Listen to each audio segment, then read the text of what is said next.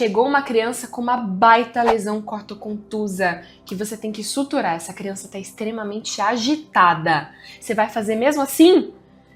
Bota a mãe para segurar essa criança, você sutura lá rápido. Será que essa é a melhor maneira de fazer esse procedimento? Continua aqui com a gente que hoje eu vou te ensinar qual a melhor maneira de prosseguir com essa situação no teu plantão, que é algo raro, mas acontece muito. Seja muito bem-vindo a mais um vídeo no nosso canal. Eu sou Daniele, sou médica anestesiologista e aqui a gente fala sobre inúmeros assuntos diários relevantes ao dia a dia do teu plantão para você ficar mais seguro. O assunto de hoje é: preciso fazer um procedimento na emergência, UPA, PS, uma criança. Como eu cedo ela para esse procedimento? Veja, dei o exemplo da criança que chegou para você com uma baita lesão cortocontusa na perna, caiu, se machucou, você precisa suturar. Essa criança tem 4 anos de idade, está extremamente agitada. Você vai fazer esse procedimento nela? Essa criança completamente agitada, ela não para quieta, ela está se debatendo, os pais estão completamente nervosos. Será que é a melhor maneira de você fazer o procedimento nessa criança? Colocar os pais para segurar ela, a força, essa criança se debater, ela poder se machucar durante o procedimento, você poder machucá-la durante o procedimento ser traumatizante para ela e para os pais, porque essa criança está completamente assustada. Será que essa é a melhor forma? Sem dúvida alguma que não é a melhor forma. Se você fizer esse procedimento sedando essa criança, deixando ela confortável, perceba como você muda essa situação da água para o vinho. De uma situação de completo caos para uma situação na qual você tem uma criança tranquila, uma criança que aceita que o procedimento seja feito, os pais tranquilos porque estão observando ela tranquila e você consegue, vamos dizer assim, prosseguir com essa sutura, com esse procedimento de modo com muita tranquilidade, porque a criança ela está sedada, ela está bem, ela está aceitando muito bem aquilo. E é sobre isso que a gente vai falar hoje, né? Para a gente sedar uma criança para um procedimento como esse, uma sutura, um procedimento rápido, a gente precisa, antes de fato chegar na sedação, a gente precisa com que algumas situações sejam respeitadas, né? O primeiro é o preparo dessa criança. Você vai fazer ali uma anamnese dirigida, tá bem? Para primeiro buscar antecedentes dessa criança. Ela tem uma patologia, uma condição prévia relevante, ela tem alguma alergia que os pais te falaram, e também vai checar em relação ao jejum. Sobre o jejum, esse tema é extenso, tá? Se eu for começar aqui a falar sobre sedação e pacientes pediátricos fora do jejum, eu levaria um vídeo inteiro, então a gente vai deixar isso para outro vídeo. O que eu posso te dizer? Hoje a gente sabe que é mais do que seguro, sim, realizar sedações no departamento de emergência com pacientes que não necessariamente estão em jejum. Se eu fosse, por exemplo, levar essa criança para o centro cirúrgico para eu entubá-la para fazer esse procedimento sob anestesia geral entubada, o risco de broncoespasmo, sem dúvida alguma, seria muito maior. E o efetivo risco de regurgitação e broncoaspiração em crianças submetidas a procedimentos de sedação na emergência, viu-se que foi um risco muito pequeno. Então, sim, é seguro você fazer essa criança. Salvo algumas peculiaridades, né? Claro, você não vai fazer, eventualmente, não vai sedar uma criança que já tem uma patologia que cursa com redução do esvaziamento gástrico prévio, então você precisa ter alguns cuidados. Mas, de um modo geral, uma criança saudável, sim, você pode sedá-la para fazer um procedimento na emergência. E aí, a gente vai decidir sedar. Como que eu preparo essa criança? Eu preciso, invariavelmente, ter essa criança monitorizada e com uma fonte de oxigênio disponível naquele momento. Porque, Dani, se ela não precisar de oxigênio? Eu não sei se ela vai precisar ou não. Eu preciso ter isso disponível. E ela precisa estar monitorizada. Hoje, eu vou dar 2 opções para você realizar essa sedação, mesmo que você não tenha um acesso venoso patente inicial, ok?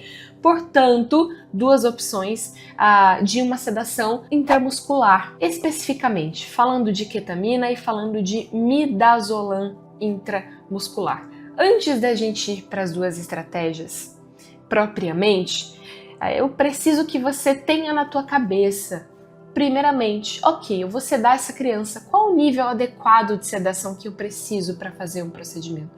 A gente tem a nossa famosa PSSS, que é o quê? Que é a nossa escala de sedação que a ASA, Sociedade Americana de Anestesiologia, criou em conjunto com a Academia Americana de Pediatria. E na PSSS, vocês estão vendo que a gente tem inúmeros estados, ok? Desde o estado 0, que é uma criança profundamente adormecida, basicamente sob anestesia geral, e o estágio 5, que é uma criança agitada. Qual estado a gente visa manter para uma sedação? Estado 2, que é uma criança calma, tranquila, sem movimentos. Eu quero e eu viso então atingir o estado 2. Perfeito. Eu tenho um alvo de sedação, eu tenho uma criança que ela vai estar monitorizada e ela vai estar com a fonte de A2 disponível para mim. Como eu vou fazer essa sedação? Duas opções para você. Aqui a gente vai falar sobre ketamina e midazolam. Falando de ketamina, como eu administro, eu cedo uma criança com uma ketamina numa via não intravenosa. Principal via, intramuscular. Como eu faço isso? Na dose de 2 a 5 miligramas por quilo. Nessa dose, eu vou ter um início de ação em torno de 10 a 15 minutos, ok? Ou seja, em torno de 5, 10 minutos, essa criança já começa a sedar, já começa a entrar num estado dissociativo pela ketamina, ficar tranquila, ficar calma, com aí um tempo de redistribuição, de despertar em torno de meia hora, 40 minutos. Tá? O término de ação da ketamina nessa dose em torno de 2 horas, mas um tempo de redistribuição é em torno de meia hora, 40 minutos. Então veja, se eu tenho uma criança de 10 quilos, eu recebo ali uma criança de 3 anos e 10 quilos, eu vou iniciar com uma dose de 20 miligramas até 50 miligramas. Eu vou fazer isso intramuscular, certo? Então eu não vou diluir essa dose. A ampola de ketamina, ela vem num geral 2 ml, na concentração de 50 miligramas por ml. Portanto, em uma ampola de ketamina com 2 ml, eu tenho 100 miligramas. Nessa criança de 10 quilos, eu vou administrar 20 miligramas na dose ali do menor range. Então, como eu faço isso? Eu vou aspirar essa ketamina pura. Cada ml eu não tenho 50 miligramas, o que eu vou fazer? Eu vou pegar uma seringa de insulina e eu vou aspirar a cada 0,1 eu tenho 5 miligramas. Eu vou aspirar 5, 10, 15, 20, 0,4 ml nessa ampola de insulina. Então, portanto, eu vou ter 20 miligramas e eu vou trocar a agulha, isso é muito importante, trocar a agulha de insulina por uma agulha preta e administrar os 20 miligramas.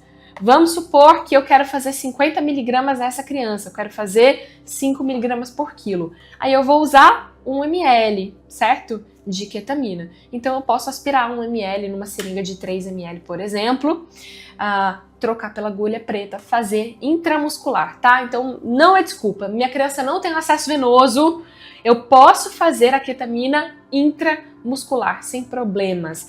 Eu vou saber que eu vou esperar por isso, tá? O início de ação é em torno de 10 minutos, terminei a sedação, o que eu faço? Deixo a criança no leito com a cabeceira elevada em decúbito lateral e espero ela acordar. Dani, a chance de eu usar oxigênio nessa criança existe? Existe, é por isso que você sempre tem que ter uma fonte de oxigênio perto, ok?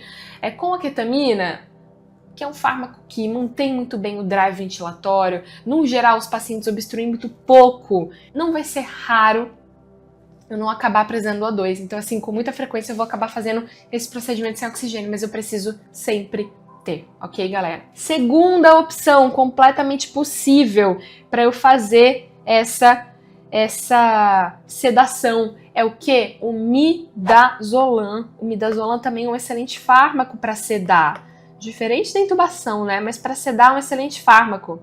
Midazolam. É um excelente fármaco e eu posso fazer ele também intramuscular, mesmo que eu não tenha acesso venoso, tá bom?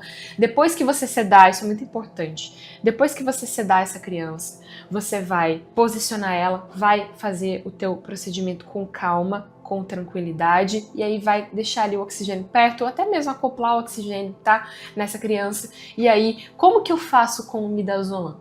Com o midazolam, galera, a gente usa uma dose de 0,2 miligramas por quilo de peso intramuscular, tá?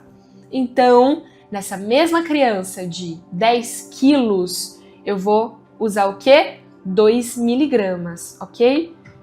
Para eu usar 2 miligramas, veja só, a gente possui duas grandes ampolas do midazolam, que são a ampola de 1 miligrama por ml e a ampola de 5 miligramas por ml.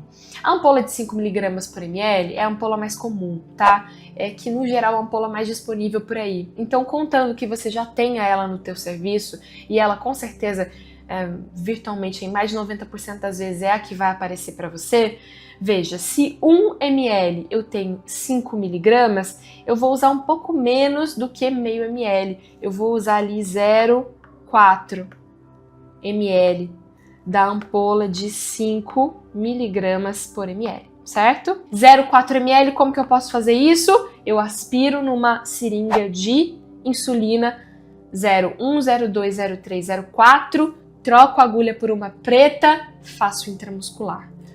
Preciso, sem dúvida alguma, ter oxigênio perto dessa criança. Porque a sedação com midazolam é uma sedação que acaba evoluindo com obstrução da via aérea com um pouco mais frequência, tá? Então não é incomum você ir precisar de um oxigênio numa vazão baixa, precisar de repente abrir a via aérea da criança. A criança obstrui muito menos do que o adulto, tá? Pode ser que precise, pode que não. Pode ser que não. Então, tem aí o oxigênio perto de você. Então, nessa criança aí eu vou usar em torno de 2 miligramas. Início de ação dessa sedação intramuscular com midazolam. Eu tenho início de ação em torno de 5 a 10 minutos. Um pouco mais rápido que a ketamina. Eliminação total em torno de 2 horas, mas em torno de meia hora, 40 minutos, a criança já começa a acordar.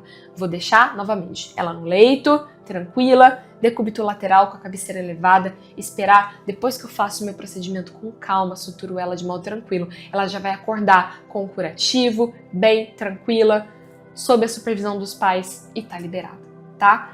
Perceba, galera, que a gente passou de um procedimento no qual a criança estava extremamente agitada, quase que impossibilitando você realizar esse procedimento. Muitas vezes é uma lesão corto-contusa grande. Como que você vai suturar essa criança dessa forma? Para o momento no qual você sabe exatamente o que você faz, você sabe quais etapas você busca, qual alvo de sedação você busca e o que pode acontecer, ok? E, poxa, eu não tenho ketamina disponível no serviço? Ok, eu posso usar o midazolam para sedar. Eu sedo, faço o procedimento numa criança tranquila, ela acorda, sob minha supervisão, vai para casa acompanhada dos pais tranquilo. Isso é, de fato, o poder de você saber o que fazer. Dentro do Intubaclass, que é o nosso treinamento voltado para a prática do plantão, a gente tem somente um curso ensinando a fazer sedações para procedimento. Isso é uma competência prática obrigatória. Você vai dar plantão em emergência, eventualmente em UTI, plantão com crianças, com adultos, isso é extremamente importante. Para conhecer melhor sobre o Intubaclass, dá uma escaneada nesse QR Code ou vai no link aqui da descrição. As vagas já estão abertas, mas é sempre por tempo limitado, ok? Muito bom, galera. Espero que hoje a gente tenha conseguido passar para vocês duas grandes opções para você realizar a sedação em crianças nas quais não tem acesso venoso, estão agitadas, para você fazer esse procedimento com segurança, ok? A gente se vê no próximo vídeo.